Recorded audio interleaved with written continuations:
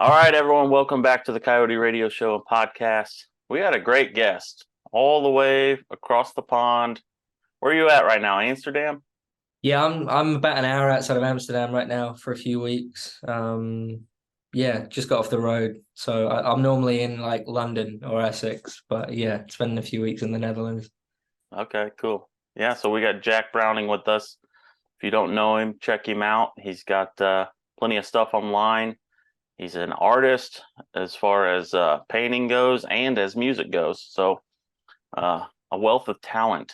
I always say, man, I just like color stuff in and make a noise for a living. But it sure beats doing carpentry for a living, which is what I was doing before. So Yeah, I bet, man. Anytime you can do something you love, it's life is just easier. yeah, exactly. If you don't mind kind of getting up in the morning, it's all right in that. Yeah.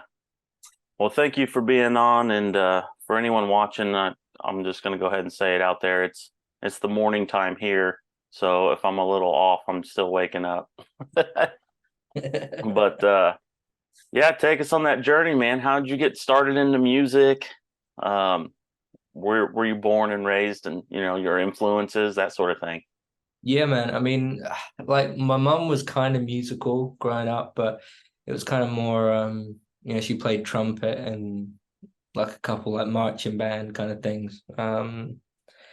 And so like couldn't be further from kind of country and rock and roll and blues and stuff. And my dad, like he never played anything, but he was always like super music centric, and that was kind of one of the main ways that we bonded growing up Hmm. was like one of my earliest memories is trying to climb like one of his CD towers, trying to climb one of them while he was at work, to try and dig out the Highwayman record.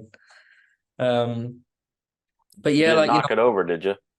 no, thankfully he'd had the foresight to like bolt it into the wall, Yeah. because that would have been really bad in hindsight. And maybe I'd have never played anything. But yeah, I was born in London, then we moved out to Essex, which is kind of like northeast of London, and it's kind of out in the country. So it was about the best place, for a young boy to grow up, really, like wide open spaces, and then obviously a bit of an education with my dad as well, like with musically. And I was always drawing and sketching too, and the two kind of always went hand in hand. I was always drawing like my favorite musicians, and like I'm 25 now, and it's nothing's really changed, which is kind of funny. Well, I mean, hopefully the skill level's gone up a little bit. But yeah, like my earliest memories is having like a little sketchbook and crayons and like doing really terrible portraits of like Johnny Cash and things like that. And I just finished a painting of Johnny that got sent out this week. So yeah, nothing really does change. But Yeah. um, yeah, it was just like kind of I was always like encouraged, but I was always told to like knuckle down at school, because you can't make a career out of those things. Um, and I kind of spent the last like 7 years since leaving college, like trying to like prove everyone wrong with this huge chip on my shoulder. Yeah. Um, but yeah, I was always encouraged to draw and paint, and I was really lucky with a couple of really good teachers that I remember one of them.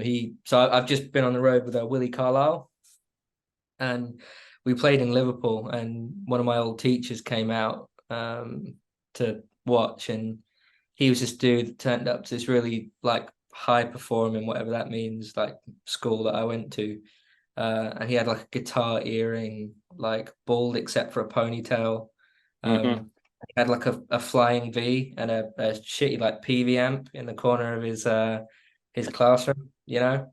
Um, and he was one of the main guys that kind of sparked me to do it. So it was cool having him come out and kind of see a show and see Willie killing it as well, which was really cool. Yeah. Well, that's awesome. Hmm. That's a Justin Towns Earl there behind you. That's a great. Yeah, he was a big influence on me, but kind of with a lot of those folks, like I discovered them too late. It was the same with like Luke Bell and Hmm. even John Prine.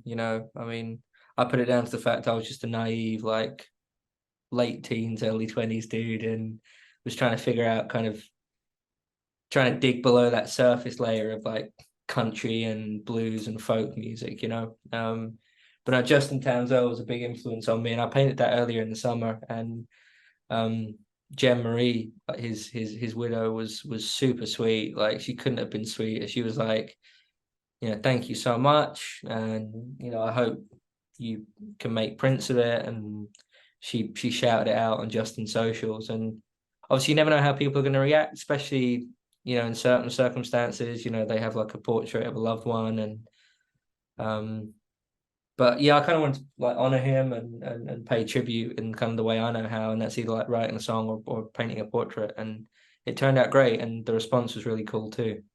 Yeah. How does Yeah. that work? I guess I'd never really thought of it, but like obviously you're painting artist. Do you have to like obtain the rights to sell that or you don't? Like I don't know. So it basically I paint stuff because I feel like it.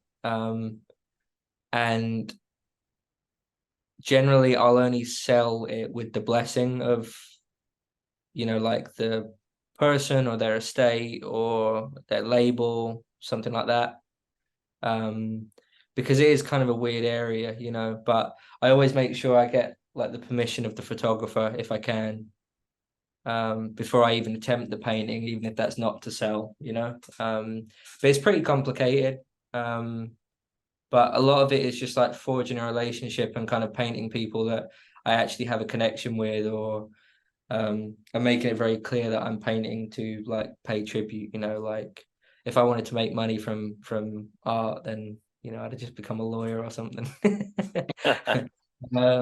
So yeah, you know, I've had very few issues really. Um, and I guess that's just how I approach it. It's just like carefully, respectfully, and just make sure I'm doing it for the right reasons, you know? Right. Yeah, I've seen your work floating around for a while now. I don't know when I first stumbled across um your paintings, but just here recently I went to art school as well, Oh, amazing, man. Cool. but it was for photography. But we had all the other classes leading up, like I took color theory, Yeah. 4 years of drawing and all this, but I've never really dove in the actual painting. So now I'm like watching tutorials on YouTube and all this stuff, and I'm like asking for oil paints for Christmas. Yeah, it's So sick, man. Like it's a cool thing. Like I probably wouldn't have painted if it wasn't for that teacher I mentioned and the other teacher I had. You know, they were both like huge for me in terms of like my music education. They always had like some killer playlists on and some super like deep, you know, deep cuts of anything from like hip hop to like 60s like psychedelic stuff. yeah. On top of that, they also kind of like I used to do these drawings. Yeah, I did one for Americana Fest with Sean at Saddle Mountain. Yeah, so I was doing like that stuff for years, like right through school. Like it's really intricate, like pen and ink drawings.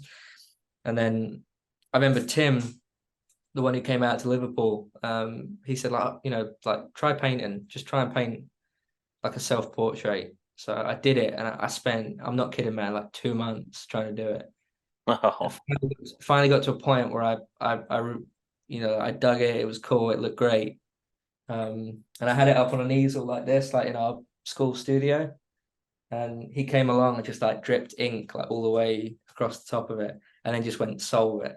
And like oh, 2 days, man, I wanted to kill him. But then kind of found the fun part in trying to rescue it and trying to, you know, like figure out how to rescue it. And it was like the most important lesson I learned, because now I don't, you know, if something's not going right, I will just like paint over it or just wipe it out, and kind of taught me not to be too precious about stuff, you know, and that's the beauty of paint, you know, like you can always paint over it. yeah. Push and pull it and maneuver it and all that. Yeah, you know, just even take parts out that you don't like, you know, and keep other parts. Like it's super versatile.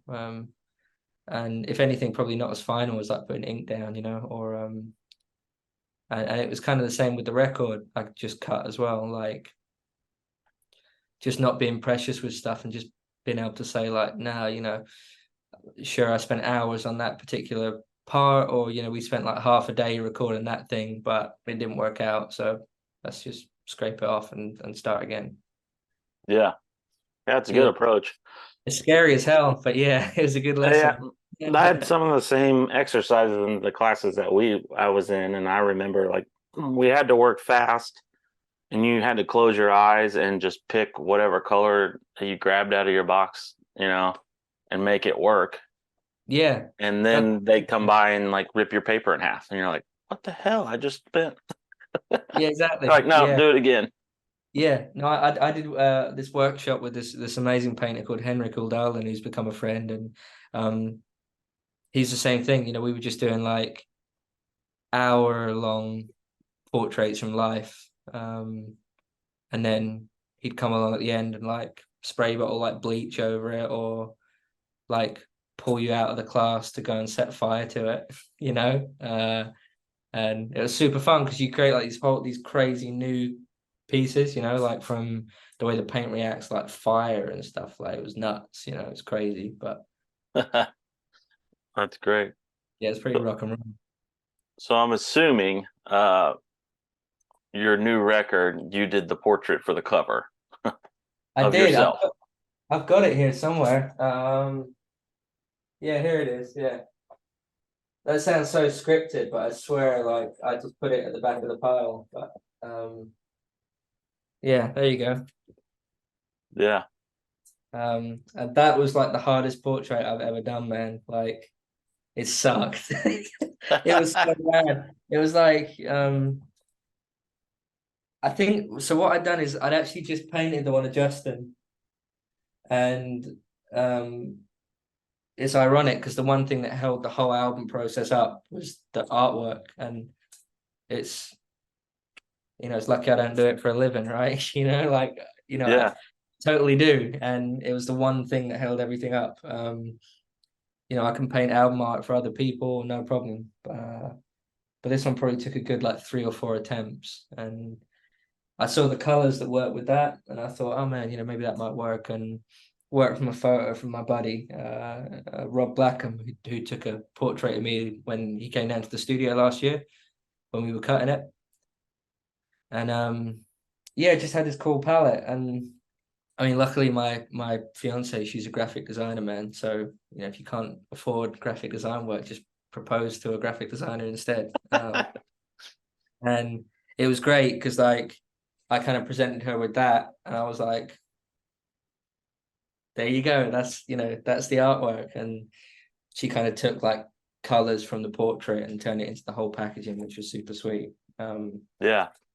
Definitely, like, it was not an easy process doing the artwork, man. It sucked.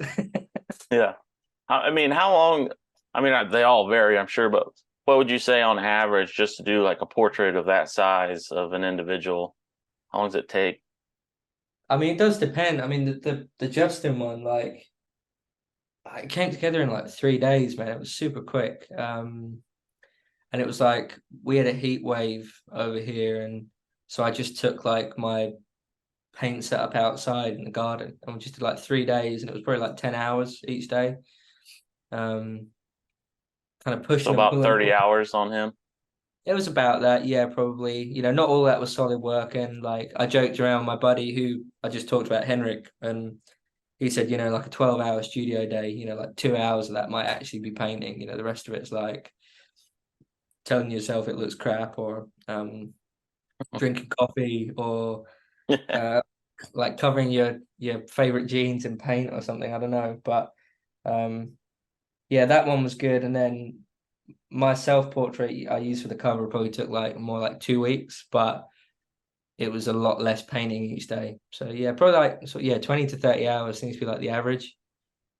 To be fair, I measure it in like audiobooks and songs, really. I'm like, oh yeah, I can have like half an audiobook, or like, you Yeah. know, this many podcasts, or something like that. So it's kind of fun. Yeah, That's it does great. vary, man. It does vary. Like this one of Charlie, like I did the background and left it like that for about 2 months, and then just decided like, man, I really don't like that. So just went and redid the background, and obviously that messes with the rest of the portrait, so you kind of fixing it and stuff like that. So sometimes it might be like months before it's actually done, like because Yeah. it'll stare me in the face. Like I've just got this, and you can't see it too well, but I've just got like faces staring at me, like kind of all over really in the studio. So the Red Eye Radio, how did how did that manifest? I'm sure that was lots of planning. There's 11 tracks, some interminstrel, and it's man, it's really a collection of a lot of different sounds, and you can tell it's just stuff that you really grew up around or enjoyed, and then you had your own renderings of that. Yeah. But it all blends really nicely. It's not real choppy. It's not a Thank choppy you. record. That means a lot, like I kind of wanted to focus on making it so it was like a record rather than like a collection of songs. Some people found the switch between like the lo-fi tracks kind of a little jarring at first, but Mm. I think my favorite complaint about the record is everyone saying how many times that first notes made them jump in that first song. Rental, I hit this chord, and the amount of people it's made jump apparently. But no, it was the least amount of planning that you expect to like cut a record, man. Like it really was. I kind of wrote the whole thing in more or less a month. Wow. Yeah, and then went into the studio like kind of expecting to record like 3 songs maybe. We had like a 2-day slot booked, and it was just like a spur of the moment thing. I was working construction again at the time. I'd graduated from college, and I just thought like, man, I just want to record the song I do have, maybe write 2 more. And then got to like the end of that 2 days. One day we practically spent on a whole song that we haven't even used on the record, like we haven't even finished it. Then at the end of that second day, we kind of figured out, okay, like maybe it might be worth booking like another few days, like in a month or so, and then after that session was like, man, could probably do with another one. And then like it went from like 6 tracks being like, oh man, I've got like 2 more, and then it's like, oh man, we might as well just call it a record and do more. But so many of the songs were just like done live and super like unprepared, like we'd go in, I'd say I'd have this idea and I'd play it through with Rick on drums and Whizzer on bass, and we'd cut it in the morning, and a lot of times like we were recording songs that had like no lyrics. I just had an idea of how the song might go. Looking back, like it's so stupid. It could have gone so wrong. Well, yeah, it could, but there's also something beautiful about that too. Just working on the fly, like capturing a moment in time, like live records do. And Yeah. I'm sure there's like little subtle mistakes that happen, but then the mistakes are sometimes what people like gravitate to, which is weird. Yeah, and like I couldn't have predicted what songs people were gonna like dig as well. The song that I thought would do like the best is kind of like one that doesn't really come up a lot, like when people are talking about it and in the press and stuff, which is kind of funny. Which Yeah, song is it?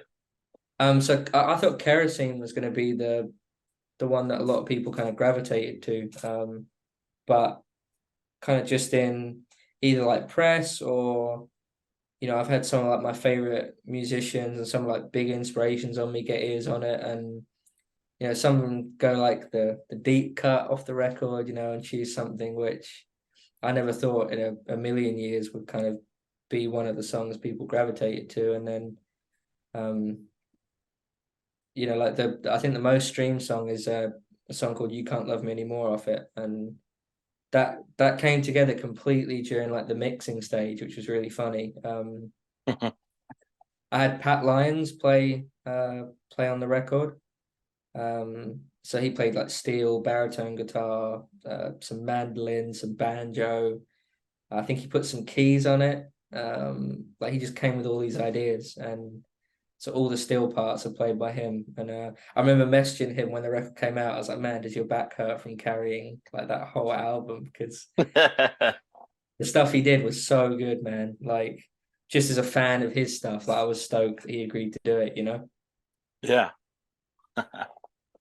I like it. I tell most people that we have on the show, since I do taxidermy work, there's a lot of times I'm stationary in one spot so I can put on music and just kind of zone out and do my work or whatever, or a podcast. And then, so I've listened through it a handful of times there at work, and then some in the car streaming and stuff. So I think it's a good record, man. I think I didn't realize how it came together. I thought there was like this deep thought planning behind it all, but now you're telling me it was on the whim, but it Could not have been further from the truth. Like I've spoken to a few, like musicians, and a few of them like nearly had an aneurysm when I told them like the whole process for it, because it's just like the complete antithesis of like, oh man, we're spending like some serious money on a record, like we need to make sure it's up to par. But as you said, I think it probably worked best. I didn't have time to get nervous about it or second guess myself too much. And it was almost like you were saying, like with painting or with doing your taxidermy work, like you're just in that state where you're just doing it and it's in front of you and you just have to finish it and get it done. yeah, yeah, this like creative mindset that just Your taxidermy work's insanely cool, man. I'm just looking at it in the background. That's nuts. oh yeah, deer How, shot around the corner and a coyote. so sick with the Red Clay Strays record as well. Oh yeah, you can see that. Yeah, that's a baller shot. That's a great corner. Needed some better lighting back here. I'm in the process of we just bought this place like a year ago or a year and a half, but there's a barn on the property that I pretty much gutted, and I'm cutting it in half with the wall, and I'm going to insulate it well and have like a studio for art and music, maybe have like a little stage for songwriters and singer-songwriter stuff. People can come out and play like intimate shows or something. Hell But yeah. I plan on decking that out pretty good and have some better setup with my collection of stuff, more room. I can imagine that just has like all the high end stuff and like the kitchen's still being done like in 5 years and stuff. But you got this dope studio and Yeah, yeah, jam stage outside. Yeah, yeah, pretty that's much. how I go about it anyway. Yeah. It's like, yeah, I need to finish caulking around the bathtub, but I'm gonna go in the studio room. Yeah, I just bought this sick lighting rig for for the Yep. barn. Yeah. Um, you paint anything else? I mean, most of what I've seen is portraits, but you do landscapes and such. I dabble, yeah, for sure. I'm not a great landscape painter. Saying that, I've got this huge landscape set right here, which is Pinnacle Peak in Arizona, and it's a commission for someone. I think they live in the UK, but they've got like a place in Arizona, and that's one of the views they can see from their house. So they wanted a portrait, they wanted a painting of it, for their place in the UK. So when they're not in Arizona, they can kind of at least have a view of Arizona. It's fun, but yeah, it definitely doesn't come easy to me, man. I mean, the portraits don't either, but I think I've just done so many at this point that I've at least got like a process to figure it out. I don't really have that for landscapes. I get a lot of portrait commissions. I'm working with a really cool spot in Kentucky at the moment called Sip and Spin. Yeah. Yeah. So Ben got in touch there, and he'd seen my portrait I did of Ben Todd. And he's basically turning part of it's like the coolest business model ever. It's like part non-profit, part coffee shop, part record store, Yeah, part I'm friends with all those guys. I go down there. yeah, it's Yeah, amazing. I can't wait to come out, but we're doing like this project at the moment to honor like 15 people from the scene in Muhlenberg County. It was like And Ben Duvall. yeah, that's it. Yeah, Ben Duval, man. He's the one who's kind of like got in touch and spearheaded it. And through that, I've managed to actually connect with Ben Todd too. And that's just been like a dream come true because he's one of Yeah. my favorite songwriters and stuff like that. So yeah, it's super cool for me like as a fan. And then just being able to like kind of paint these tributes to these 15 like people that have all contributed to kind of the Kentucky scene, but also like way further. So Ben's on that list, and we got some real like deep hits, like Arnold Schultz, who's kind of contemporary of Robert Johnson, but was more of like a bluegrass fiddle player. But like a black blues guy. And there's like 3 known photos of him. So we've had this whole thing of like it's almost like archaeology. It's kind of fun. Trying to figure out like what he could have looked like, if the photos were better quality, and trying to piece it together and Yeah. use models and And these are going all in the Sip and Spin coffee shop? Yeah, we're doing 3 at a time. So we're hoping to kind of finish I think it's going to be 15 in total. The first 3 is nearly done. And I've not got any road time for like the first few months of 2024. So I'm really going to knuckle down with it then. But yeah, just everyone from like Merle to Ben Todd to John Prine to I was going to say John Prine for sure in that area. yeah, I painted him one of his last portrait sittings earlier in the summer, and Yep, I that remember was seeing it. cool. Yeah, that was super fun and a real honor as well. Like Fiona Prine saw it and she really liked it, so that's kind of like the highest seal of approval you can get, right? So I'm wondering if we might go with like a younger portrait, like from the maybe like somewhere between the debut record and kind of like the 80s, maybe, I don't know. But yeah, we got like Dave Rich, who was like an amazing bluegrass player. But again, there's like 2 photos that exist of him. It's we've got a tribute to John Hensley as well. And everything like that. So it's really exciting, and it kind of came at the right time. It was just as I was kind of thinking like, I've got to try and figure out a way of continuing these kind of square portraits and stuff, and kind of maybe switch it up a little. And it came at just the right time, So Yeah. Man, who was that other artist that was big in their area? Surely they'd asked you to do that one. Let me look real quick. It's gonna bug me. You can like wake up in a cold sweat, remember who it is. Pretty Just much. like, yeah, shouting it out. Oh, well, one would be like Bill Monroe. Did they ask you to do that? I'm pretty sure Bill's on the list. Yeah. I said we're kind of doing 3 at a time. So this first lot is Dave Ritz, John Hensley, and Arnold Schultz, and I think we've chosen like the 3 hardest ones to get out of the way first, because Yeah. so Merle Travis. That's who I'm thinking of. Mel Travis is 100% on that list. Yeah. Yeah, yeah. No, it's just amazing what Ben's doing up there. Ben Duval and the guys up there, like, because they're actually getting like the families involved too, which is super cool. So these people have a place where people who might have been long forgotten can finally have a space where like their descendants can come, or fans, or like these collectors that have collected their records over the years can come. Then at the same time, you've got places where like some of those massive names, John Prine, Merle, Ben Todd, like if you're talking like current guys, like they're all going to be honored too, and it's all going to be in the same space. They're going to be the same size portraits too. It's going to come together like a mosaic. So it's super exciting. I'm trying to get on over myself to play some shows. And I'm hoping that will coincide with like, me being able to visit when they're all up in place too. So yeah, it's really exciting, man. Yeah.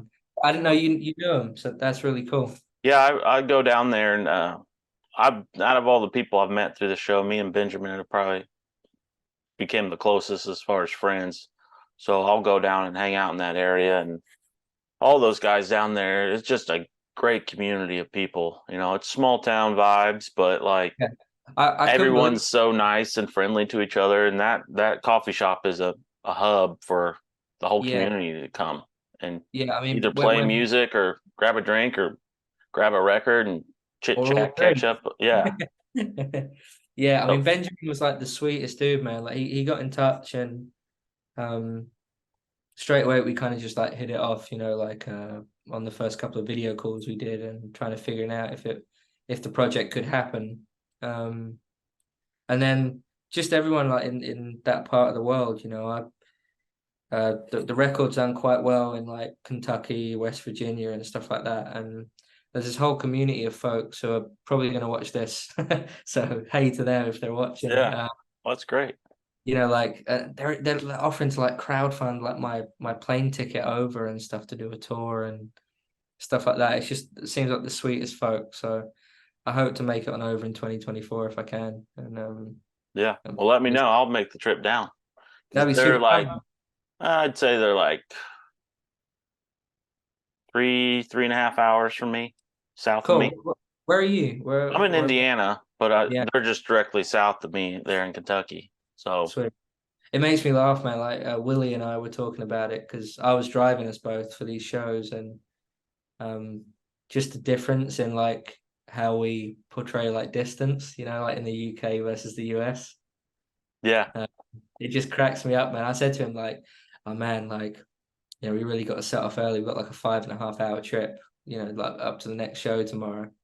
And he was like, "Man, like my US TM, he'd be like, man, that's a day off. That's a half day,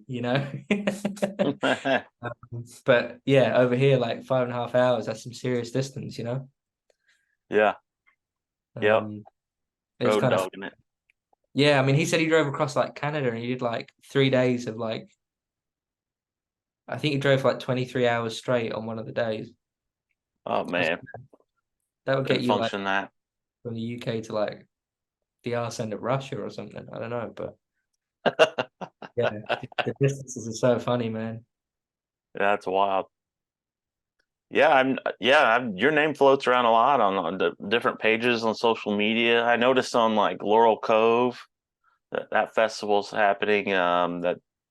That gets a lot of attention, and they were asking who's coming or who should we ask to come. And I saw your people mention your name on a couple, different posts, and I was like, man, that'd be great if he showed up I, over there. I But couldn't get over that, man. That was a lot of those folks that I got to know.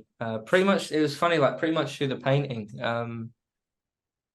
When I started like posting to some of the fan groups and just of some of the guys that I really love listening to and whose songwriting I really admire, they found the music. I mean, the record came out like 6, 7 weeks ago, something like that. And it's done quite well over there. And yeah, it's crazy because obviously some of my favorite players have played Laurel Cove, and then to see people, and I didn't even know about, it's not like I shared it and said, oh man, put a good word in for me. Like someone tagged me and was like, man, are you seeing this? I was like, seeing what? And I clicked on it and yeah, it's like 30 comments like saying, oh man, we need to get this guy over and stuff. And it blows my mind, yeah, a year ago I barely had the first recording session done, and I was kind of resigned to the fact that maybe I was kind of done with music. And then that's why I started painting so hard again, because I thought, right, well, that's where my only chance now. And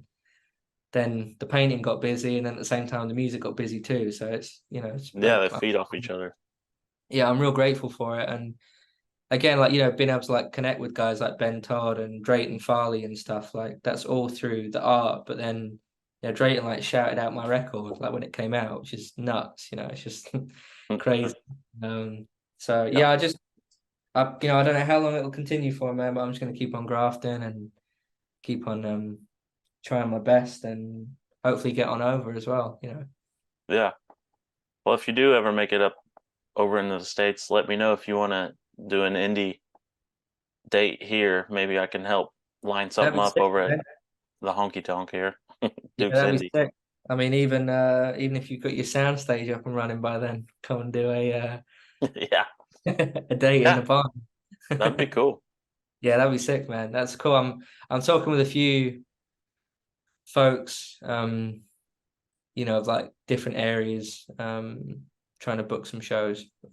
So yeah, I'm hoping if I can get a good like festival or two, and then kind of plan some dates around that. But yeah, I mean, it would be a dream come true to come over and kind of finally meet some of these folks who have been like friends online for a while, and hopefully visit Ben at Sip and Spin and see the portraits up and everything. Yeah, I can't say too much, but I know that it's not just the portraits he's doing. Like he's going to get some actual like cool as shit like artifacts and stuff from these folks. So it's going to be a real exciting space, man, and hopefully it makes it more of a hub, like not just for that area, but have like people like paying pilgrimage and stuff. That'd be so sick. Yeah, that'd be great. Yeah, that's all exciting stuff. Well, it sounds like you're going to be busy 2024. So Yeah, man. I mean, I'm back on the road in a few days, just for a few dates, and then that's me wrapped up, music wise for 2023. And then it's just catching up on the painting I should have been doing whilst I was on the road. So it's kind of, I will try and kit out something that I can take it on the road with me, for 2024. But yeah, it kind of goes hand in hand. So I'm not too worried, like if I'm inspired with the music, it normally means I'm inspired with the painting. And yeah, uh, are yeah, you as far as the music portion of it goes, are you writing for another record? I know this one just is very new out into the world, but you know, the creative process never starts or never ends. yeah, Have you already started working on the next? yeah. I started writing a couple songs. Because I mean, we really finished recording this record in like February, so it was a good like 7 months between finishing recording and stuff. So I was writing even when we were mixing and mastering this record, and then um, last week on the road with Willie, I was throwing this idea around, and he said, "Oh man, that's cool. Try this." So kind of figuring out some songs on the road and a few more this week, and just trying to write about stuff. And I try and approach like I do with painting, just like actually schedule some time down. I think it was Logan Hajer, she's one of my favorite painters, but he said to me like, if I was waiting for like inspiration, I'd never get anything done. So just clock Yeah, in, just get to work, and yeah, it doesn't have to be good. It doesn't have to be like the song you end up using, but just get it down, and normally that will like facilitate something that you do end up using. yeah. And I did it That, for the first record, and it seemed to work. Touch wood. So to me, the hardest part of the entire creative process is just starting. yeah, You just got to open the gate somehow, and just once it starts coming out, it gets flowing pretty easy on yeah. anything. I mean, it can be like something as simple as just putting like paint on the palette, and once I've done that, it's sort of like, right, I've started it, I've done it, I've got to at least use it now, so it doesn't dry. And Yeah, shit's expensive, man, like especially oil paint. Um, I bet. so like sometimes I just like kind of press gang myself into it like that. I'll just be like, right, well, I've gone to this effort, so I might as well put some paint on the canvas. And next thing you know, you're like 5 hours into a new audio book, and you've been painting all day, which is great. What brand of paint do you like to use? The main one is Michael Harding. Yeah, it was one of those things like, 25 years old. I've not, up until recently, had kind of any disposable income, especially like trying to make it in two careers, like notorious for not making any money. Um, and so I was using like the cheap stuff, which was great. I still use a lot of it. If I'm working big and I need like big volume, I'll still use some of the cheaper stuff. But Michael Harding paints, they're all like handmade. It's one of those things like I never realized the whole thing like you get what you pay for until I did that. And I was like, man, like this is the shit, it Yeah, goes further, like the colors look cooler, they like archive wise, they stay great for longer. So it's kind of just realizing like, oh, come on, man, like you need to invest a little in your materials. And yeah, I mean, I've got it all kind of up on the wall, like it's super satisfying. Uh, kind of most of the pigments I use, but then that'll last like 5 minutes, man. I'm not kidding. And then all of a sudden, you know, like under my easel, there's like just a whole tray of paint, or Oh man. it doesn't stay organized for long, but up until I get my hands on it, it looks great. And then all bets are off. Yeah. Maybe I shouldn't start painting. Oh no, dude, you should like, especially especially since you got like an understanding for it, and I imagine there'll be tons of like parallels with taxidermy and stuff. Like Yeah, just a lot of people, it's funny, the taxidermy world is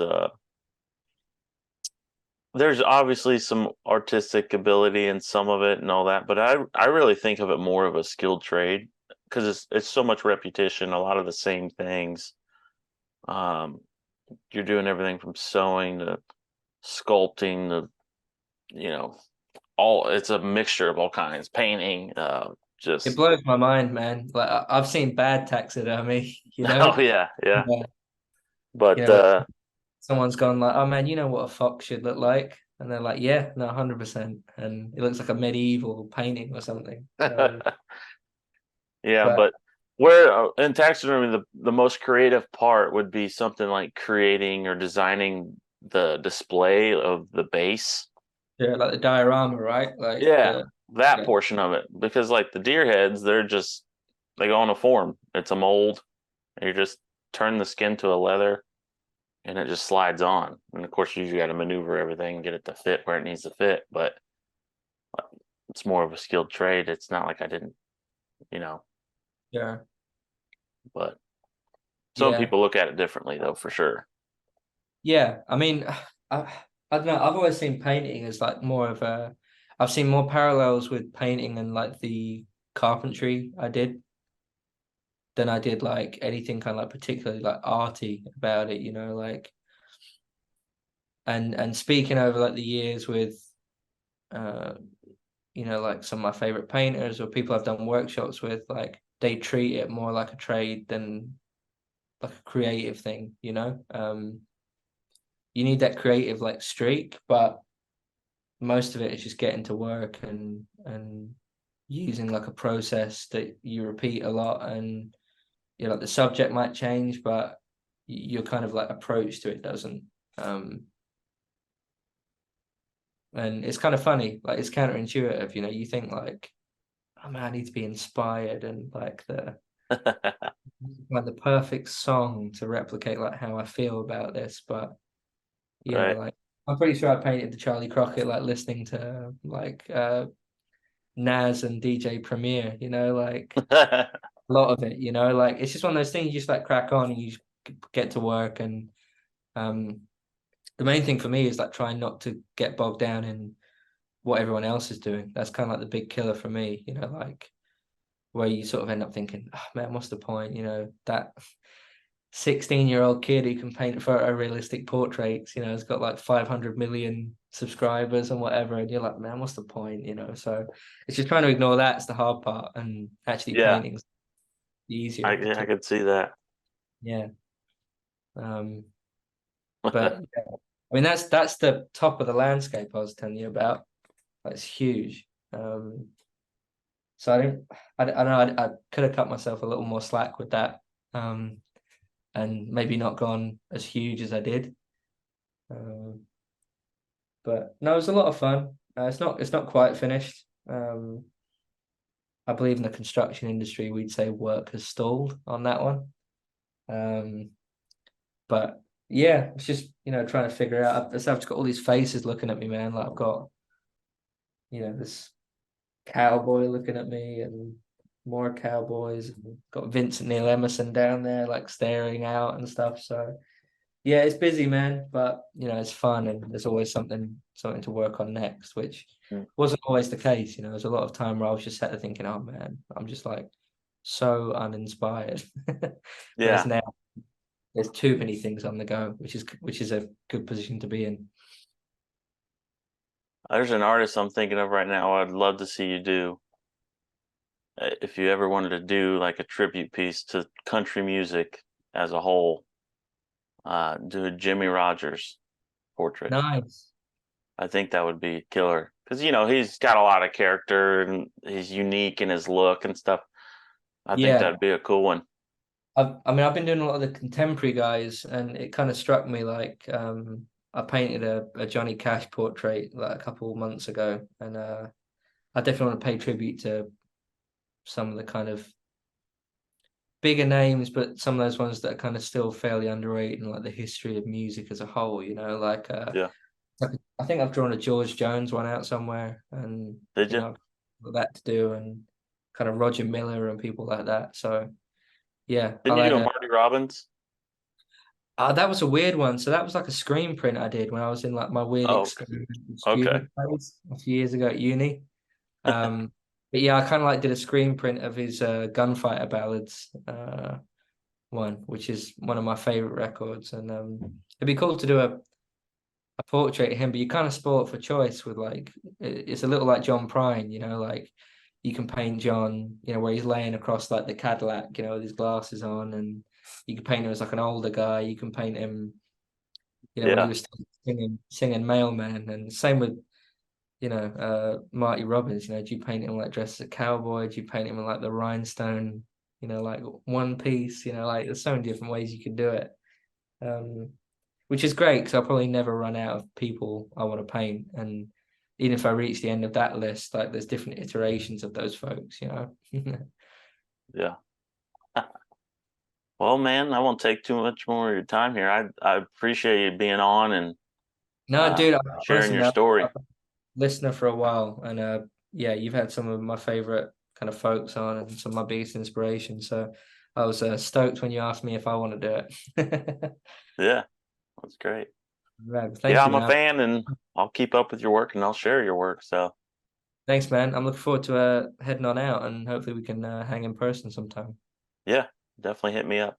Uh, is there any links or anything you should throw out there for the public to follow? You have a website or? Yeah, man. Yeah, jackbrowning.co.uk for music stuff. And then jackbrowningartist.com for anything art. And there's so many links between the two, like you'll Okay. bump it one if you find in the other, at some point. Okay. Yeah, I'll put just them Jack down in the Browning. description. Sure, man. Yeah, great. All right, man. Well, you enjoy the rest of the day and thanks again. You too, man.